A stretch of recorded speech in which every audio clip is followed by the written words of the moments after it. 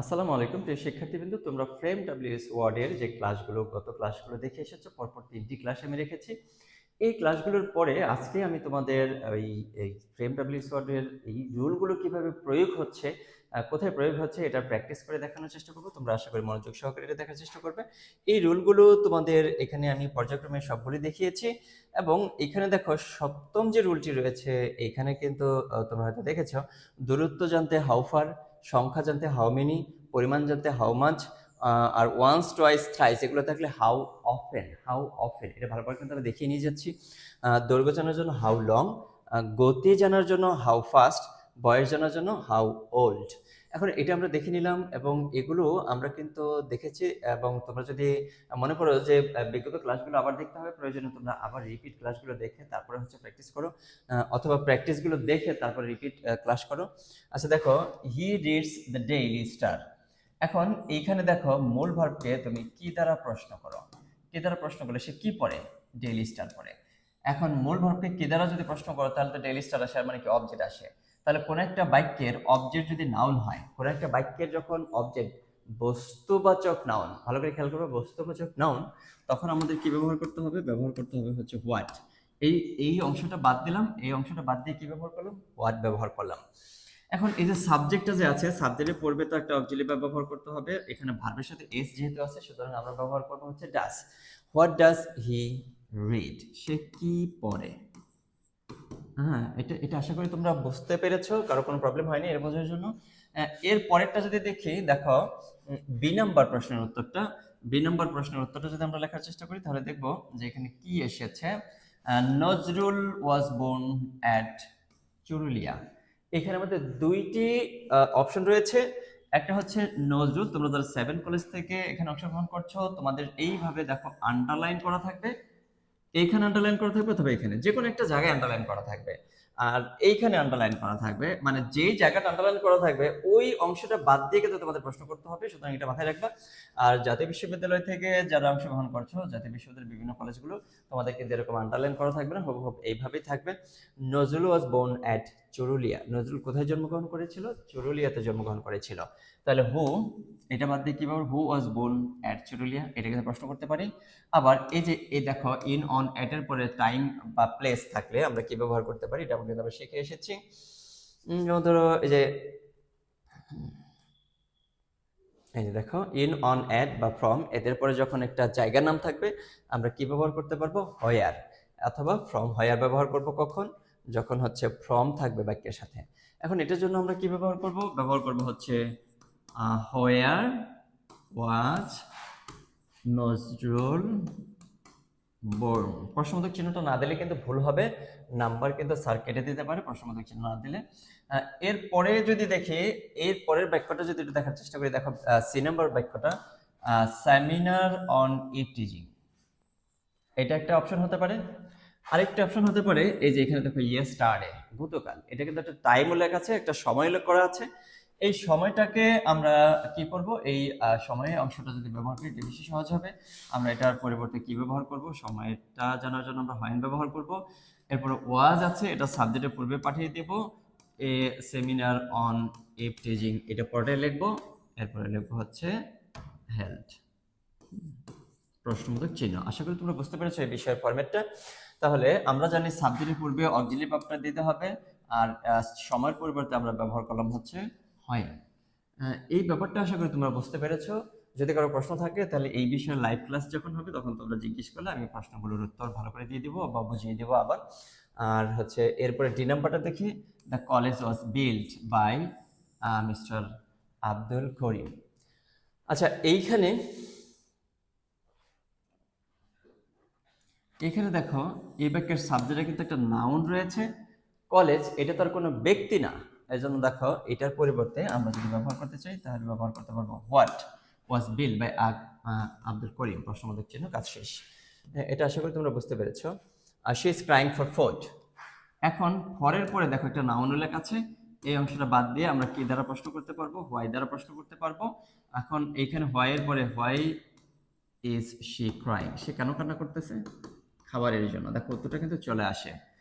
তাহলে ফর কোথায় কোথায় আমরা এই ব্যবহার করতে পারবো এটা কিন্তু তোমরা শুরুতেই দেখেছো, যেমন ধরো so that, because, because of, to, for plus verb ING অথবা নাউন থাকতে পারে।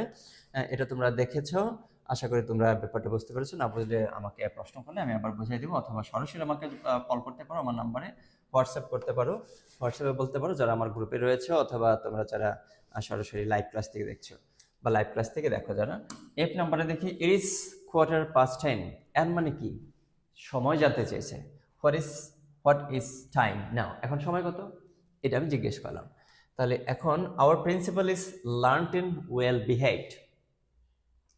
এই যে দেখো আমরা কিন্তু দেখেছি কোনো মানুষের গুণ, ভালো গুণ বা খারাপ গুণ, এটা জানার জন্য আমরা কি দ্বারা প্রশ্ন করব? হাউ দ্বারা প্রশ্ন করব। How is your principal. Your হলো কেন? ফার্স্ট পার্সন থাকলে সেকেন্ড পার্সন হয়, সেকেন্ড পার্সন থাকলে ফার্স্ট পার্সন হয়। এই ব্যাপারটা তোমরা জানো বা জেনেছো বা বোঝো। এখন এই সবগুলো এক্সারসাইজ আমরা একবারে দেখার চেষ্টা করলাম। এরপরে 2 নাম্বারটা যদি দেখি, I meet him in the bus. In the bus এটা কি? একটা জায়গাকে নির্দেশ করেছে, এটার পরিবর্তে আমরা কি ব্যবহার করব? হোয়ার ব্যবহার করব। She lives with her mother. তাহলে এখন এইখানে দেখো কার সাথে বাস করে? With her mother. এই যে এই অংশটা বাদ দিয়ে আমরা কি করব? উইথ হোম, উইথ হোম অথবা হোম, অনলি হোম দিলেও হবে। হোম ডাজ শি লিভ, কার সাথে সে বাস করে। এটা কেন হইলো? এই ব্যাপারটা আমরা একটু বোঝার চেষ্টা করি। কোন একটা বাক্যের অবজেক্ট যখন ব্যক্তিবাচক নাউন হবে, ব্যক্তিবাচক নাউন অবজেক্টে, বস্তুবাচক নাউন হলে তো হোয়াট হবে এটা আমরা শিখেছি, কিন্তু অবজেক্ট যখন ব্যক্তিবাচক নাউন হবে এর পরিবর্তে আমরা হোম দ্বারা প্রশ্ন করতে পারবো। আশা করি ব্যাপারটা তোমরা বুঝতে পেরেছো। এরপরে হচ্ছে she they spoke to Robert. আচ্ছা দেখো এখানে হচ্ছে এটাও দেখো এই বাক্যের কি লিখবো তাহলে? এখানে হোম ডিড। ডিড কেন? এখানে পাস্ট টেন্স আছে, that's why did. Home did they. এখন কি লিখবো? স্পিক। প্রশ্নবোধক চিহ্ন। He collects stamps. এই যে স্টাম্পস এটা একটা নাউন, একই সাথে এই নাউনটা বস্তুবাচক নাউন। বস্তুবাচক নাউন হওয়ার কারণে আমরা কি ব্যবহার করবো এখানে? হোয়াট। হোয়াটের পরে ডাস দিলাম কেন? এই যে দেখো ভার্বের সাথে এস রয়েছে, এর জন্য ডাস দিলাম। What does he collect? প্রশ্নবোধক চিহ্ন। আশা করি ব্যাপারটা তোমরা বুঝতে পেরেছো। এখন এইখানে দেখো এর পরেরটায় এখানে কিন্তু একটা সময় উল্লেখ রয়েছে। সময়ের জন্য আমরা কি দ্বারা প্রশ্ন করবো? হোয়েন দ্বারা প্রশ্ন করতে পারবো। He reached home in the morning. এখানেও কিন্তু একটা সময় রয়েছে, এই অংশটা বাদ দিয়ে আমরা হোয়েন দ্বারা প্রশ্ন করতে পারবো। আর এরপরে 3 নম্বরটা যদি আমরা দেখার চেষ্টা করি, দেখো I am looking for my bag. এই যে ফরের পরে মাই ব্যাগ আছে, এটুকু দেখে অনেকে কিন্তু কনফিউজড হও। I am looking for. আচ্ছা দেখো লুকের পরে ফরটা কিন্তু অ্যাপ্রোপ্রিয়েট প্রিপোজিশন। কি খুঁজতেছো? ব্যাগ। এটা কিন্তু নাউন এবং বাক্যের কি এটা একটা অবজেক্ট। আচ্ছা বস্তুবাচক অবজেক্ট থাকলে এর পরিবর্তে আমরা কি ব্যবহার করব? হোয়াট। হোয়াটটা ব্যবহার করার পরে এখানে কি ব্যবহার করব? হোয়াট। এখন আই আছে, ইউ হবে। হোয়াট এখন এম ছিল, এখন কি আর এম হবে? ইউর জন্য তো আর এম হবে না, ইউর জন্য হবে are. What are you looking for. Look for মানে খোঁজাখুঁজি করে, এটা কিন্তু ফরটা সাথে রাখতে হবে। What are you looking for. আশা করি ব্যাপারটা তোমরা এই ব্যাপারটা বুঝতে পেরেছো। এখন এরপরে দেখো the train runs 60 miles per hour.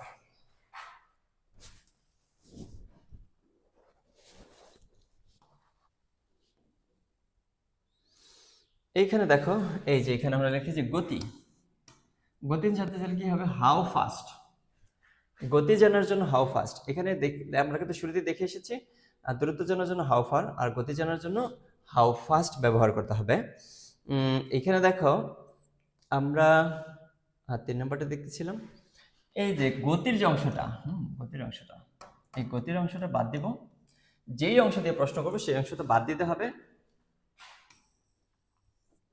How fast does the train run.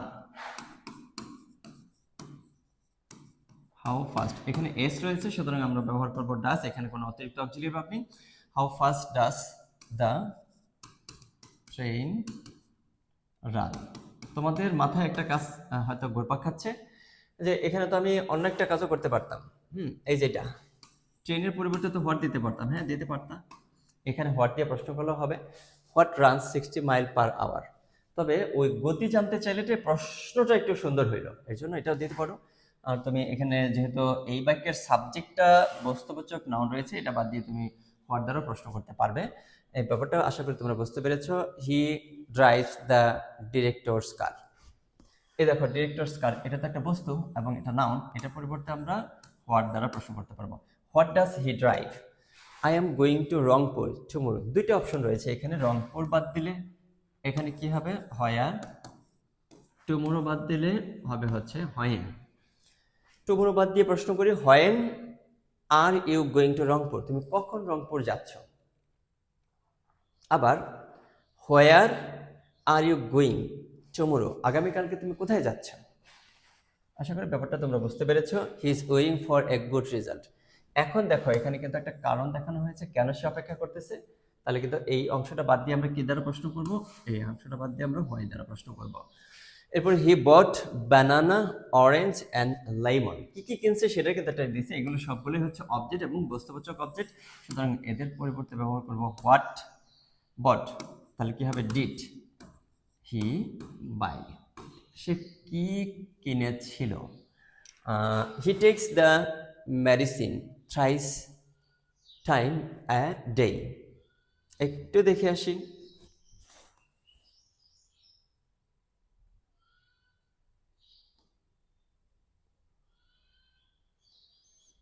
ছয় নাম্বার।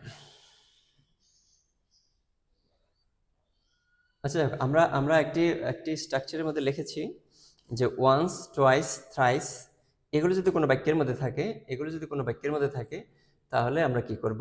হাউ অফেন দ্বারা প্রশ্ন করতে হবে। সরি এখানে রেখেছি, এই যে এখানে লিখেছি, দেখো এখানে দেখো লেখা যদি দেখো ওয়ান্স, টোয়াইস, থ্রাইস, এগুলো যদি কোনো বাক্যের মধ্যে থাকে, এর মানে হচ্ছে কতবার, কত সংখ্যায়, তাহলে কি ব্যবহার করব? How often.